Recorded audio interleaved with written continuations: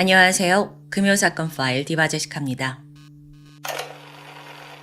2022년 5월 7일 오전 강원도 동해경찰서 수사팀 형사들이 한데 모였습니다. 모두가 잔뜩 긴장한 분위기 속에서 이들은 삼척에 위치한 한 아파트 단지에 도착했죠. 제보를 받고 조사 중인 살인사건이 있는데요. 마침 용의자의 소재가 바로 이곳으로 파악되었기 때문입니다. 형사들은 발빠르게 움직였어요. 아파트 입구는 물론이고 인근의 상가까지 곳곳에 잠복하면서 그가 나타나길 기다렸죠. 그렇게 얼마나 시간이 흘렀을까요? 마침내 그가 1층 아파트 출입구에 등장합니다. 경찰들이 재빠르게 움직여서 즉각 진입로와 또 미리 예상한 탈출로까지 막은 채 신속히 달려들었습니다. 당신을 살인 혐의로 체포합니다. 그렇게 용의자 검거에 성공하게 돼요. 붙잡힌 그는 48살의 이 씨입니다. 사실 이번 사건 굉장히 빠르게 잡힌 케이스예요. 이 씨가 용의자로 지목된 지 단 12시간 만에 긴급 체포된 건데요. 그런데 오히려 이 사람을 잡고 난 후부터 하나씩 놀라운 사실들이 양파 껍질처럼 드러납니다. 이 인간이요, 단순한 살인마가 아니었어요. 어찌 보면 대한민국 희대의 연쇄살인범으로 알려진 유영철, 정남규, 강호순과 비교해서 악랄함은 비슷해요. 근데 무슨 이유에서인지 이름은 제대로 알려져 있지 않죠. 도대체 그가 어떤 범죄를 저질렀을까요? 일단 현재 검거된 이유는요. 함께 살고 있는 동거녀를 살해한 혐의입니다. 48살이라고 했잖아요, 범인이. 그런데 12살이나 많은 60세 김 씨가 동거녀였어요. 또 알고 보니까 이 두 사람이 불과 11일 전부터 동거를 시작했대요. 만난 지 얼마 되지도 않아서 동거녀 김 씨가 죽음을 맞이하게 된 거예요. 그런데 처음 이 사건이 경찰에 알려지게 된 계기는 결정적인 제보 전화 덕분이었습니다. 제가 알고 지내는 누가 있는데요. 사람을 죽였대요. 이게 맞는 건지 좀 확인이 필요할 것 같아요. 이 제보자에 따르면 얼마 전에 술에 취한 이 씨한테 연락이 왔습니다. 만나서 한 잔 더 하면서 대화를 하던 중인데 이 씨가 같이 사는 여자를 보내버렸다, 죽였다 이런 식으로 털어놓은 거예요. 당시 제보자는 동거녀가 누군지도 몰랐지만 이때 마침 눈에 들어온 게 있었어요. 이 씨의 손에 핏자국이 있더라고요. 이 사람 정말인가 싶어서 고민 끝에 경찰에 신고를 하게 된 거죠. 즉각 경찰은 이 씨의 위치를 추적했고 일단은 동거녀 어디냐 행방을 물었는데요. 이 씨는 극구 모르쇠로 일관합니다. 근데 이때까지만 해도 당장 시신이 발견된 게 아니잖아요. 그래서 경찰도 그 어떤 걸 단정할 순 없죠. 그래서 다음으론 그럼 동거녀와 함께 사는 그 집 주소 어디냐? 라고 묻게 되는데 이 씨가 끝까지 답변을 거부합니다. 심지어 이후에는 아예 휴대폰 전원 꺼버리고요. 그대로 잠적해요. 경찰의 의심은 짙어지고요. 겨우겨우 수소문을 한 끝에 경찰은 동거녀의 주택 주소를 찾아냅니다. 그렇게 도착을 해보니까 문은 굳게 잠겨 있어요. 별 수 없이 창문을 통해 진입을 하는데 안에는 섬뜩한 현장이 펼쳐져 있었습니다. 방 안 침대 위에서 동거녀 김 씨가 벽을 보며 누워 있어요. 그런데 얼굴과 목, 가슴, 등, 복부, 팔, 손목까지 상반신의 대부분이 그야말로 난자당한 끔찍한 모습이었죠. 당시 침대 매트리스와 그 옆에 벽지까지 그날의 잔혹함을 보여주듯 혈흔이 여기저기 흥건합니다. 심지어 시신의 어깨에는 부러진 칼날이 박혀 있었습니다. 바로 그 옆에 칼이 떨어져 있었고요. 이 칼이 약 20cm 정도 되는 과도인데 얼마나 강한 힘으로 공격했으면 칼날이 부러졌겠어요. 실제로 피해자 죽은 김 씨의 손에는 이 무자비한 공격을 끝까지 막아보고자 했던 처절한 방어흔이 발견됐습니다. 현장과 시신을 딱 봤을 때 사망 직전까지 그녀가 당했을 고통은 감히 짐작하기조차 어려웠죠. 경찰이 조금 더 시신을 살펴보던 중 특이한 점을 발견합니다. 시신의 앞쪽과 뒤쪽에서 공격흔의 형태가 다르게 나타나더라고요. 즉 이건 신체 앞뒤면에 범인이 다른 흉기를, 두 가지 흉기를 사용했다는 뜻이 돼요. 얼마 안가 경찰이 그 두 번째 범행 도구를 찾아냈죠. 길이가 한 33cm 정도 되는 앞서 과도보다 더 긴 식칼이었습니다. 그러니까 범인이 지금 두 개의 칼로 이렇게 공격을 했다라는 뜻이 되는데 피해자는 과다출혈로 숨진 것으로 추정됐고요. 여기서 잠깐 이 씨와 동거녀가 어떻게 만났는지 알아볼 필요가 있습니다. 지난 2022년 4월 중순인데 두 사람이 우연히 길거리를 지나다가 서로 마주쳤다고 해요. 어쩌다 대화를 이어나갔는데 딱 둘이 눈이 맞은 거죠. 여자인 김 씨가 더 마음에 들었는지 같이 맥주나 한잔하자라고 제안을 했고 그날 밤 김 씨의 집에서 두 사람은 성관계를 갖게 됩니다. 사실상 그 날부터 동거가 시작된 거예요. 꽤 빠르게 진행이 되는 듯하죠. 물론 이건 범인의 진술에 의존한 거긴 한데 사실 두 사람의 나이 차이가 좀 있다 보니까 의아한 부분도 있습니다. 한편 앞서 검거된 이 씨는요, 범행 일체 부인했고 오히려 황당한 변명만 내놓습니다. 그 당시 자기가 술을 너무 많이 마셔서 기억이 나질 않는데요. 하지만 둘이 있었던 건 확실하고 게다가 지인한테 자백까지 한 상황이잖아요. 그래서 경찰이 그를 더 강하게 추궁하는데 버티고 버티던 이 씨가 그날 무슨 일이 있었는지 말하기 시작했죠.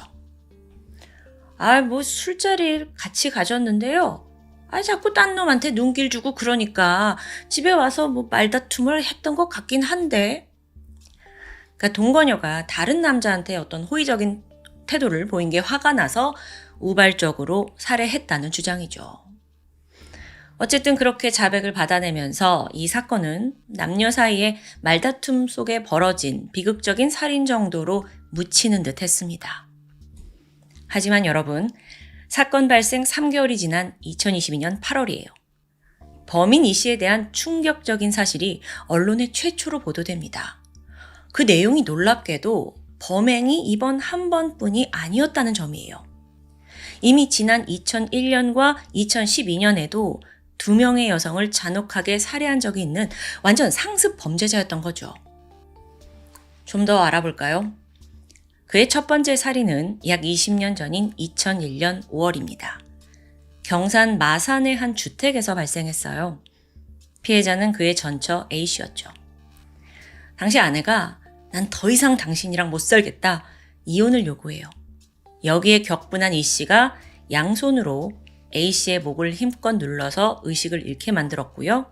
이후에 깨진 소주병으로 가슴 쪽을 깊게 찔러서 결국 죽음에 이르게 만들어요. 다행히 바로 검거가 됐는데 여기서 아주 예기치 못한 일이 벌어집니다. 두 사람이 부부고 그 사이에서 다툼이 벌어져서 우발적으로 살해했다라는 게 인정돼요. 그렇게 내려진 형벌은 고작 8년. 8년이에요. 와, 이게 어떻게 가능하죠? 이건 솜방망이 정도가 아니라 솜사탕 처벌입니다. 그렇게 형을 마치고 2009년 다시 사회로 그가 돌아옵니다. 이것도 원래보다 4개월이나 일찍 가석방이 됐대요. 어쨌든 출소한 그는 또다시 자신과 함께할 여성을 찾아 헤매는데 마침 결혼정보 업체를 통해 베트남 아내와 재혼을 합니다. 근데 여기서 또 문제가 있었죠? 아내를 두고 또 다른 베트남 여성 B씨와 불륜을 저지른 겁니다. 그녀와 세 번째 결혼을 꿈꿀 만큼 애정이 대단했다고 해요. 그렇게 둘이 잘 살면 되잖아요. 근데 몇 년을 있다 보니까 B씨 역시 이 남자의 집착과 상습적인 폭력에 치가 떨립니다. 결국 버티지 못하고 베트남으로 도망가요. 바로 이때 이 씨는 가만히 있지 않았습니다. 즉각 비행기표를 사서 베트남에 있는 B 씨의 친정으로 무작정 찾아갔죠. 2012년 3월 25일 베트남 친정집에 도착한 그는 B 씨의 어머니와 마주했어요. 딸이 어디 있는지 말해달라 애원을 했죠. 협박도 하고. 근데 어머니가 말을 해주겠어요? 그냥 너 제발 나가라 라고 했죠. 그러자 B 씨의 어머니가 희생양이 되었습니다. 범인이 준비해온 칼을 꺼내 들더니 어머니를 16번이나 찔러요. 그녀는 현장에서 숨을 거뒀는데요. 사실 범인 이 씨는 여기서 그치지 않았고 아예 불을 질러서 일가족 전체를 몰살하려는 계획이 있었죠. 다행히 계획은 실패로 돌아갔어요. 그런데 여러분, 더 황당한 건 이 뒷얘기예요. 현지에서 체포가 됐거든요. 그래서 베트남 법원에서 재판을 받게 되잖아요. 근데 이번에도 다소 가벼운 14년의 징역을 선고받은 거예요. 심지어 중간에 가석방이 됐고 실제 수감한 기간은 8년 5개월 뿐입니다. 아니, 어떻게 베트남 법원이 자국민을 살해한 이 범인을 이렇게 빨리 석방시켜준 걸까요? 그 이유를 알아보니까 또다시 충격입니다. 이 씨가 베트남 교도소에 있는 동안 굉장히 모범적인 생활을 했대요. 교도관 눈에도 죄를 뉘우치고 성실한 사람처럼 보인 거예요. 동시에 이 씨가 베트남에 있는 한인 교민들을 이용해요. 막 편지를 쓰기 시작했죠. 자신이 베트남 여성과의 사이에서 낳은 자식이 있다. 내가 이 B 씨의 어머니를 살해한 건 나를 떠나버려서 거기에 대한 분노로 홧김에 저지른 일이다. 나 지금은 한없이 후회하고 있다. 막 편지 내용만 보면 눈물로 호소를 해요. 아니 근데 이거 거짓말이잖아요. 칼 들고 그 집 찾아간 게 누군데. 근데 의외로 이게 먹혔어요. 편지를 읽은 교민들이 억울함에 공감을 했는지 심지어 모금으로 돈까지 마련해서 이 씨의 가석방을 적극적으로 청원했죠. 그렇게 살인을 저지르고도 고작 8년 5개월 만인 2020년 또다시 그는 자유의 몸이 되었습니다. 출소한 직후 그는 범죄자 신분이라 바로 한국으로 추방당해요. 그리고 앞서 제가 설명드렸던 동건녀 김씨 살인은 2022년에 발생했죠. 그러니까 시기적으로 한국 돌아와서 그러니까 출소해서 2년 만에 세 번째 살인을 저지른 거예요. 자, 다시 현실로 돌아와서 이 씨는 계속 그날 상황이 술 때문에 기억나지 않는다라고 막 우겨요. 조사 받을 때도 우발적으로 죽인 것 같다 막 이렇게 두루뭉술하게 넘어가고요. 하지만 그가 숨기고 있는 비밀을 발견한 사람이 있습니다. 현장 감식을 진행했던 경찰이었는데 우선 피해자의 앞과 뒤를 각기 다른 종류의 흉기로 공격했다는 점, 이걸 좀 따져보기 시작했어요. 정말 술에 그렇게 취한 채 그런 거라면 어떻게 그 집요하게 심지어 도중에 칼날이 부러졌음에도 불구하고 흉기를 바꿔서 지속적으로 공격할 수 있었을까요? 이걸 우발적이라고 볼 수 있어요? 그래서 형사가 이 증거를 토대로 이 씨를 압박하기 시작했죠. 드디어 이 씨가 입을 열기 시작합니다. 두 사람이 동거한 지 열흘 정도가 지났을 무렵입니다.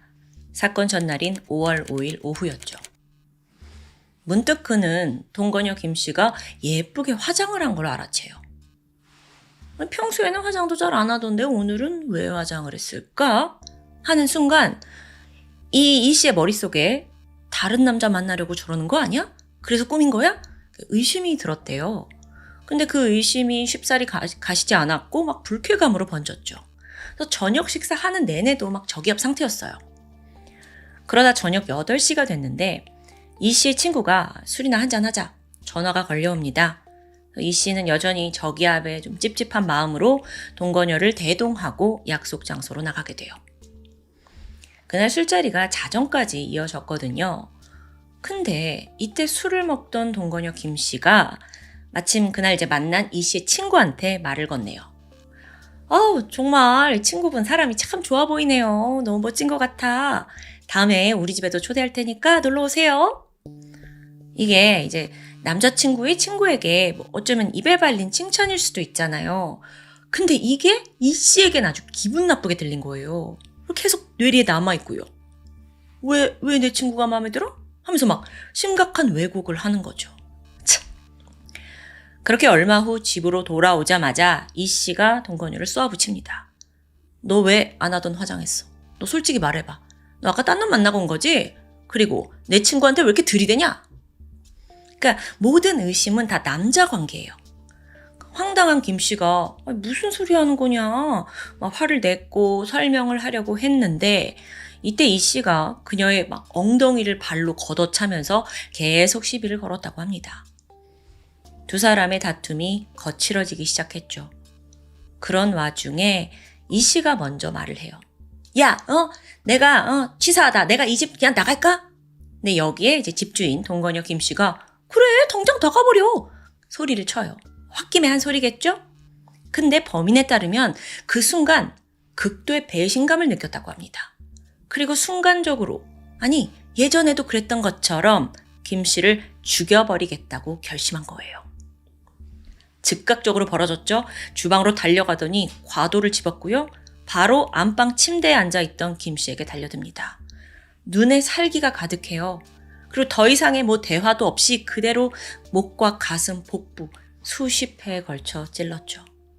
그 과정에서 칼날이 부러지게 되는데 정말 너무도 순식간이었어요. 그래서 피해자가 막 많은 피를 흘리고 고통을 호소하면서 그래도 칼이 부러졌으니까 이제 끝인가 싶었습니다. 근데 아니에요. 아직 분이 풀리지 않았는지 이 씨가 나가서 또 다른 식칼을 가지고 왔고요. 결국 55개의 치명적인 자창과 절창을 입히게 되죠. 이렇게 끔찍한 범행을 저지른 이후 그는 피가 튀어있는 옷을 그대로 입은 채 현장을 벗어납니다. 하지만 떠나기 직전에 시신이 쉽게 발견되지 못하도록 문을 철저히 잠궈뒀어요. 이 행동이 만취한 사람의 행동일까요? 네, 치명적인 약점을 여기서 남긴 거예요. 이후 그는 경찰이 자신을 의심한다는 사실을 파악했고 바로 핸드폰 꺼버리고 또 자기 얼굴을 알아보지 못하도록 안전모 같은 걸 쓰고 돌아다닙니다. 그런 와중에 지인 만나서 술김에 살인을 자백했는데 그걸 통해 경찰에게 꼬리가 잡힌 거죠. 참고로요, 아까 검거된 곳이 삼척의 아파트였잖아요. 형사들이 잠복하고 있던데요. 이것도 알고 보니까 아주 황당한 사실이 있어요. 이 남자가 동건혁 김 씨 외에도 몰래 만나던 또 다른 여성이 있더라고요. 삼척 집은 바로 그 여성의 집이었고요.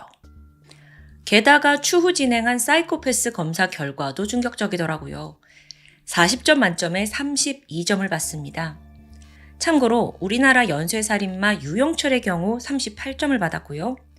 아동 성범죄를 저지른 조두순이 29점, 부녀자 연쇄살인마 강호순이 27점입니다. 그러니까 최소 조두순과 강호순보다 더 높은 점수를 받은 거예요. 추가적으로 인성검사를 받았는데 여기에서도 이성 문제와 관련해서 쉽게 폭력성을 드러내고 또 앞으로도 재범 가능성이 매우 높다는 결과를 받게 됩니다. 한편 또 다른 일화가 있는데요. 어떤 방송사에서 이 범인의 가족들을 찾아가서 인터뷰를 하게 돼요. 거기서 들어보니까 이 씨가 이미 초등학교 때부터 본드와 부탄가스를 흡입하고 소위 불량아로 찍혀 있었어요. 여러 번 경찰서 들락거렸죠. 또한 전처를 살해했던 이유도 밝혀지는데 첫 번째 부인이요.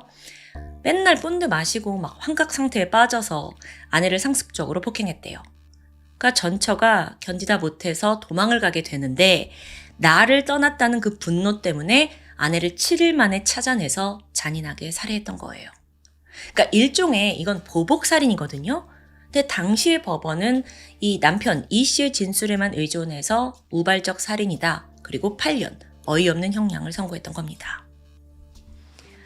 이 가족들과의 인터뷰 당시에 그 가족들도 뭐라고 얘기를 하냐면 우리는 걔가 얼마나 흉악한 인간인지 또 어떤 범죄를 저질렀는지 다 알고 있다 하면서 더 이상은 출소하면 안 된다. 이 사회에 나오면 안 된다라고 강경한 입장을 보였어요.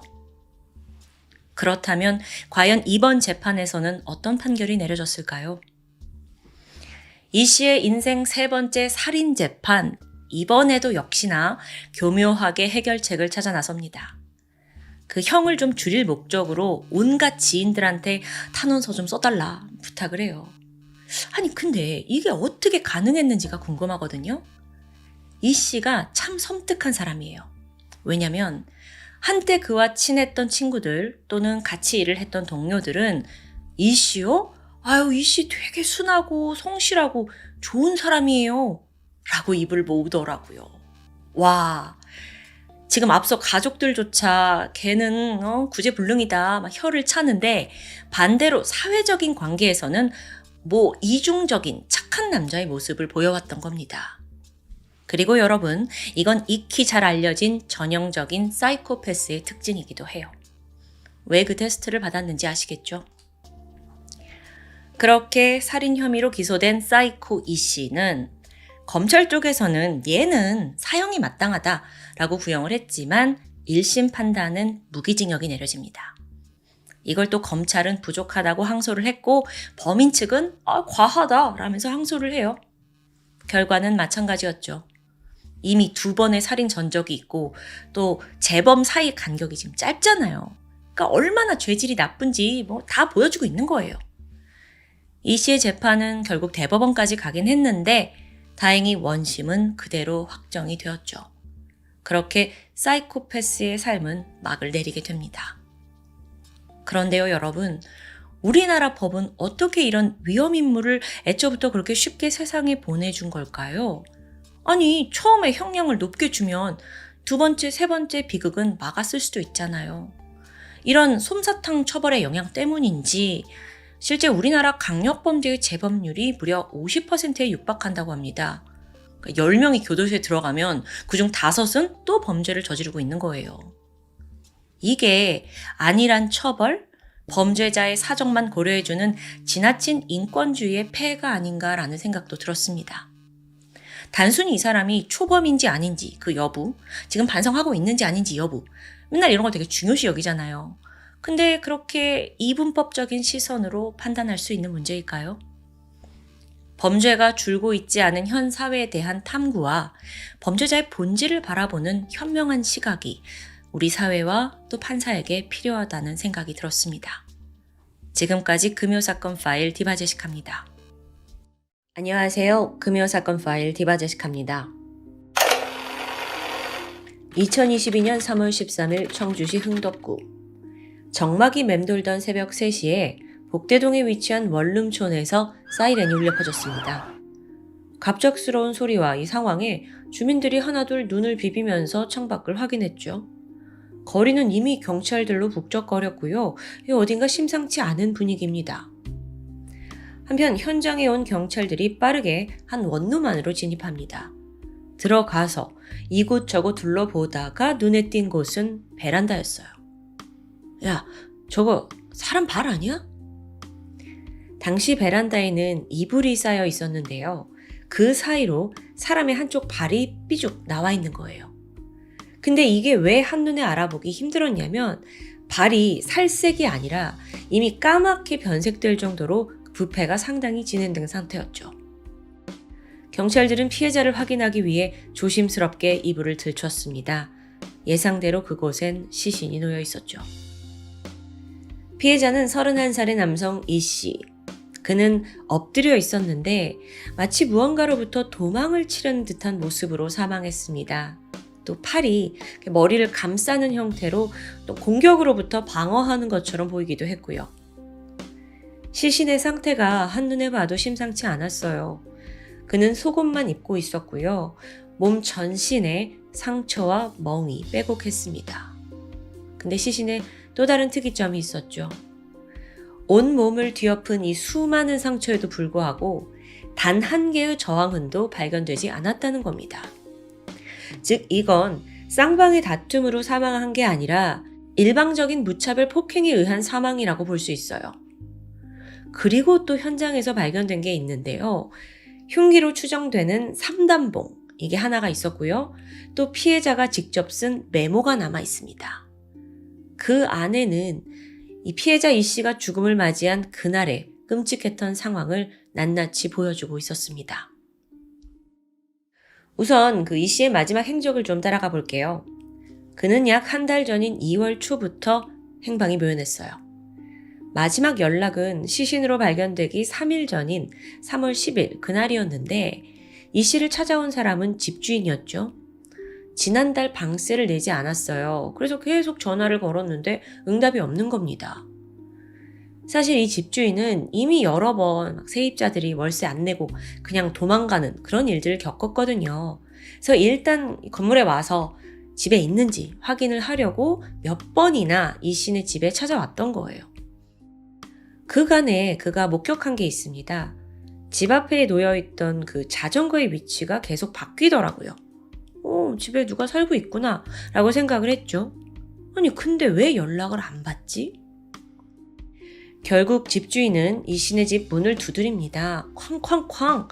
근데 그 순간 갑자기 집안에 불이 탁 켜지면서 이 밑으로 빛이 새어나오는 거예요. 아, 이제야 나오나 보다 싶었는데 이후로도 한참을 기다렸지만 반응이 없습니다. 그래서 문에다가 이렇게 귀를 대봐요. 근데 아무런 소리가 들리지 않더라고요. 이상함을 느낀 집주인이 이걸 어쩌지 하던 그때 문자가 한 통 도착했습니다. 죄송합니다. 제가 지금 여자친구와 싸워서 집에서 쫓겨난 상태라 연락이 안 돼요. 밀린 월세는 조만간 지불하겠습니다. 이 씨가 보낸 문자였습니다. 집주인은 그래 뭐 이런 사정이 있었구나 싶어서 발걸음을 돌리게 되죠. 그리고 그날 밤 9시였어요. 약속대로 월세 50만 원이 송금이 됐습니다. 월세가 들어왔어요. 그런데요, 같은 날 밤 이 씨의 집을 찾아온 또 다른 방문객이 있습니다. 이 씨의 아는 형이었는데 방문했을 당시 집에 불이 켜져 있더라고요. 그래서 얘 집에 있는데 왜 연락이 안 돼? 초인종 누르고 문도 막 두드리고 반응이 없습니다. 그래서 걱정이 된 형은 얘한테 무슨 일이 생겼나 싶어서 메시지를 보내게 되죠. 그러자 곧장 답장이 왔어요. 형, 내가 여자친구랑 싸워서 그래. 괜찮아지면 그때 연락할게. 이 문자에 형은 일단 집으로 돌아갔습니다. 그렇게 감감무소식이던 이 씨가 자택에서 3일 만에 시신으로 발견이 된 거예요. 근데 실제적으로 지난 2월 초부터 무려 한 달간 이 씨를 직접 만나거나 또 직접 통화를 했다는 사람은 아직까지 나오지 않고 있거든요. 가족들도 연락이 안 됐고 집주인과 아는 형과는 문자만 주고받은 거고요. 그게 정말 이 씨가 맞았을까요? 의문이 쌓여가던 그때 경찰의 눈에 중요한 단서가 포착됩니다. 그건 바로 집 내부에 설치되어 있던 가정용 CCTV였어요. 처음 경찰은 이 씨가 사망한 날짜를 3월 10일부터 3월 13일 사이라고 추정을 했습니다. 그러니까 마지막으로 그 문자를 주고받은 그날을 기점으로 해서 그 이후에 3일 안에 사망을 한 거다 이렇게 본 거죠. 근데 막상 CCTV를 보니까 이 시기에 이 씨는 이미 사망해 있었습니다. 그러니까 베란다에 그대로 방치되어 있었던 거죠. 그렇다면 언제 사망을 했다는 걸까요? 경찰은 계속해서 시간을 돌려봤습니다. 그리고 마침내 살아있는 이 씨의 마지막 모습을 찾아내는데 그건 무려 한 달 전인 2월 초였어요. 일단 2월 4일 저녁 8시 30분 이 씨는 난방도 되지 않는 이 비좁고 추운 베란다에 갇혀 있었습니다. 속옷 차림 상태로 머리에는 검정색 비닐봉투를 쓰고 있었죠. 그렇게 두려움에 떨고 있는 그의 앞에 등장한 여성. 그녀는 이 씨의 머리를 주먹으로 막 과격하는 거예요. 근데 어쩐 일인지 이 피해자가 반항을 하지 않더라고요. 그대로 그냥 여성의 폭력을 참아내는 거죠. 이 여성이 누구냐? 바로 이 씨의 동거녀 33살 한 씨입니다. 막 머리를 때리고 하는 이 폭행은요. 다음 날까지 2월 5일까지 쭉 이어졌어요. 거의 15시간 동안 이어진 폭행이었죠. 그러니까 피해자는요. 이미 한계에 다다른 상태였는데 CCTV 속 그 가해자 한 씨는 더 악랄해집니다. 몸을 제대로 가누지 못하는 이 씨를 억지로 끌어안은 거예요. 그리고 고무장갑을 끼더니 그걸로 목을 조릅니다. 심지어는 피해자의 맨살에다가 담뱃불을 지지기도 하고요. 너무 가혹해요. 결국 이런 폭행을 이기지 못하고 이 씨가 쓰러져 버렸죠. 그러자 한 씨가 그를 베란다 밖으로 이제 끌어낸 겁니다. 그래서 끝났나 싶었던 순간 한 씨가 다시 베란다에 나왔죠. 그리고 그녀의 손에 3단봉이 들려 있었어요. 3단봉으로 막 치는 거예요. 아니 3단봉 이걸 들고 있는 그녀의 모습이 정말 악마와도 같았거든요. 근데 더 안타까운 건 이러는 내내 맞는 내내 이 씨가 비명 한번 지르지 않고 다 참아낸다는 겁니다. 이걸 어떻게 해석해야 하는 걸까요? 그렇게 폭행당한 몸으로 이 씨가 무려 6일간 베란다에 감금돼요. 그동안 한 씨는 남자친구에게 물을 포함해서 그 어떤 음식도 허용하지 않았죠. 심지어 화장실에 가는 것조차 금지했어요.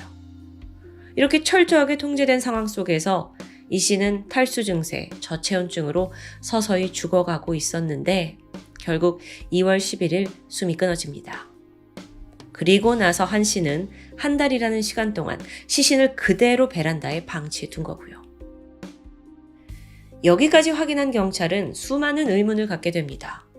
일단 건장한 30대 남성 이 씨가 왜 저렇게 여자친구에게 일방적으로 폭행을 당했을까? 이게 좀 미스테리해요. 그리고 또 둘이 신체적으로도 차이가 있거든요.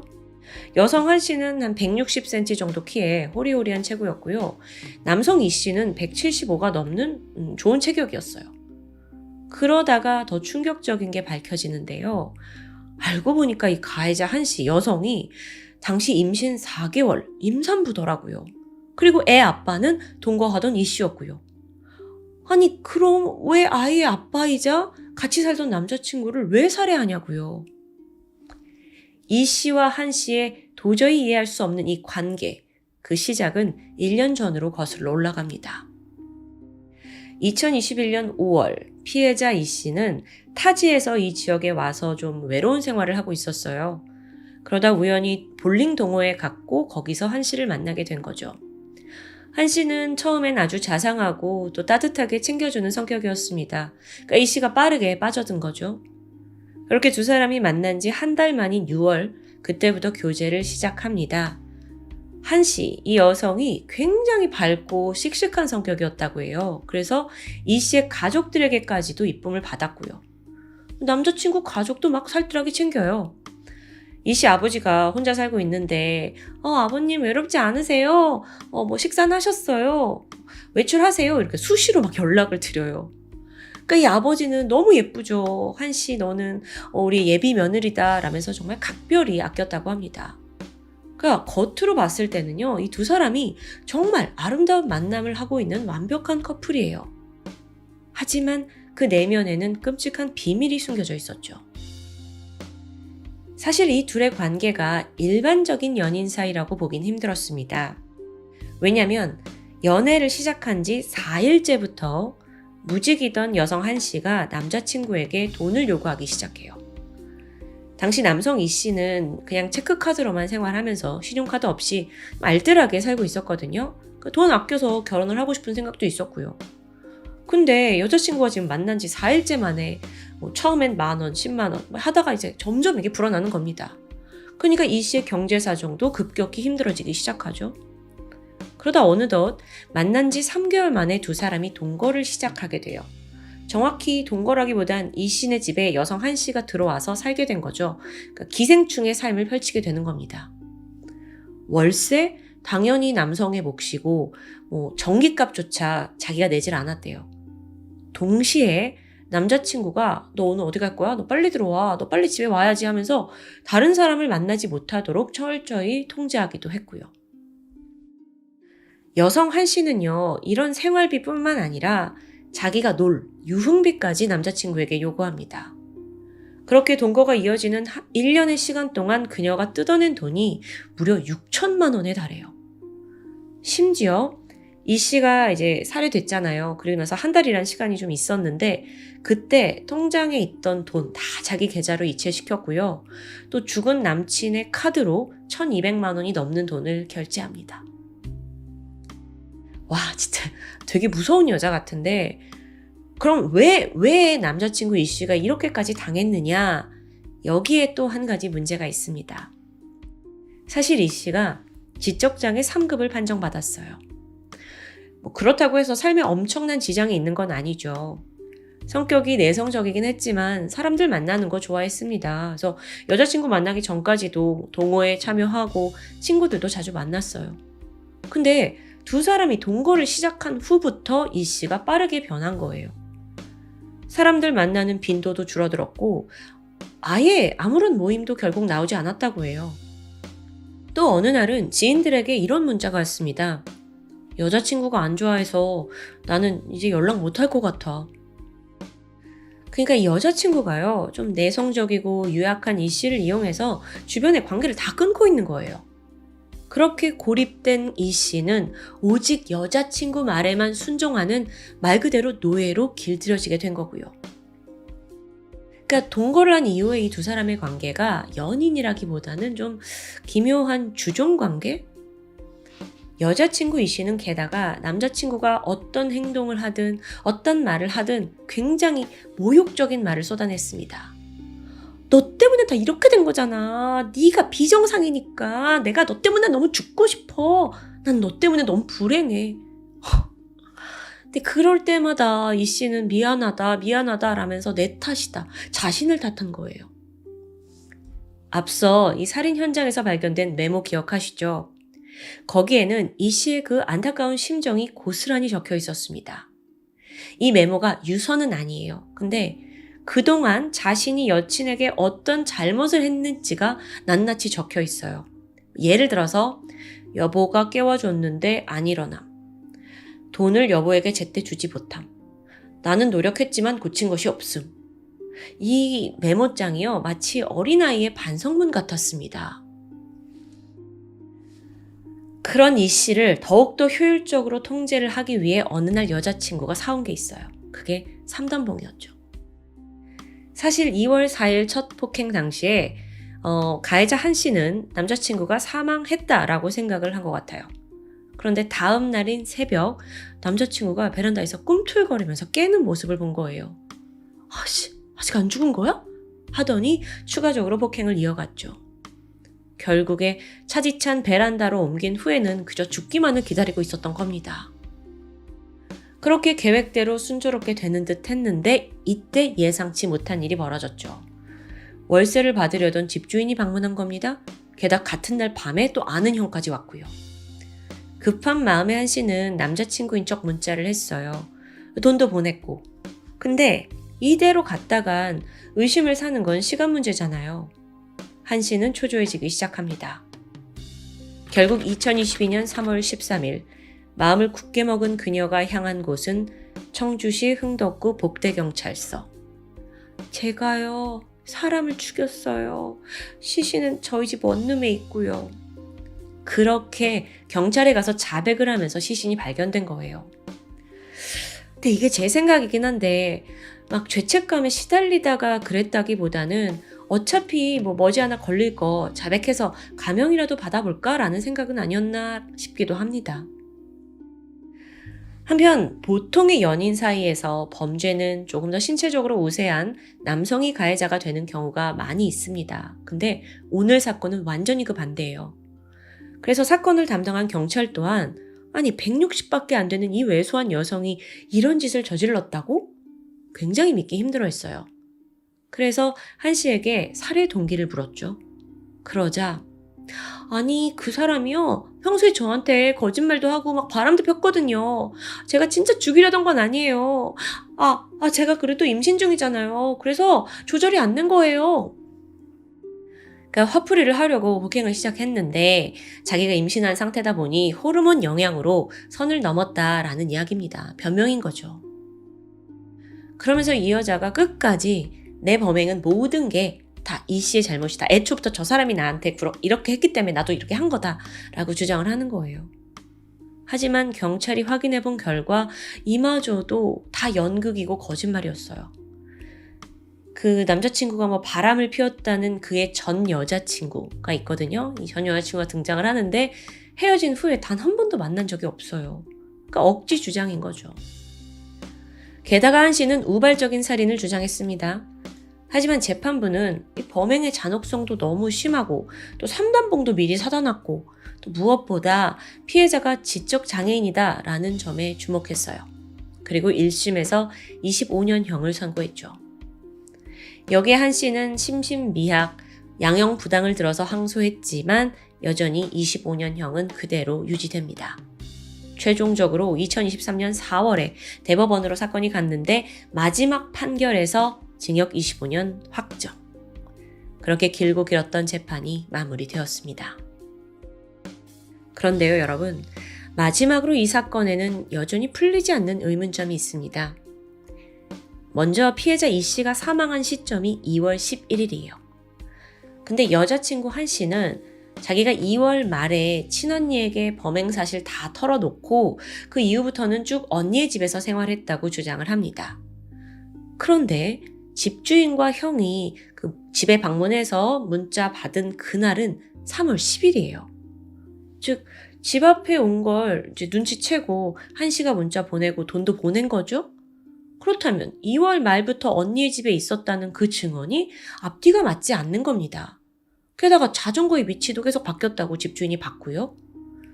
자, 만약에 한 씨가 그녀의 진술과 다르게 계속 그 집에 살고 있었다면 거의 한 달 넘게 그 남친의 시신과 계속 동거를 했다라는 게 성립돼요.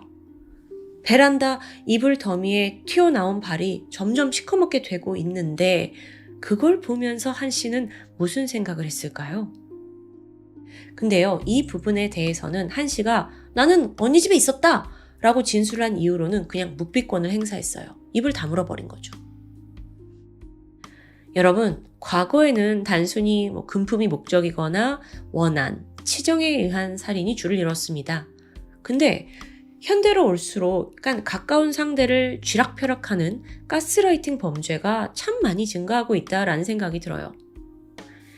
사람은 혼자 살 수 없는 존재잖아요. 근데 악인들이 이 점을 노리고 파고들고 있는 거죠. 상대의 사랑이라는 감정을 교묘하게 이용해서 철저한 착취의 대상으로 삼은 한 씨. 전문가들에 따르면 물리적인 힘이 훨씬 강한 상대라도 계속 정서학대를 하고 통제를 당할 경우에는 이 사람도 놀라울 정도로 무기력해진다고 해요. 즉, 가스라이팅 범죄는 단순히 누가 더 신체적으로 우세하냐의 문제가 아니라는 거죠. 피해자 이 씨 또한 자신이 어떤 행위를 당하는지조차 이성적으로 판단할 수 없었던 것 같습니다. 누구에게 도움을 청할 수 없는 그 고립된 상태에서 안타깝게 목숨을 잃은 이 씨의 명복을 빌겠습니다. 지금까지 금요사건 파일 디바제시카입니다.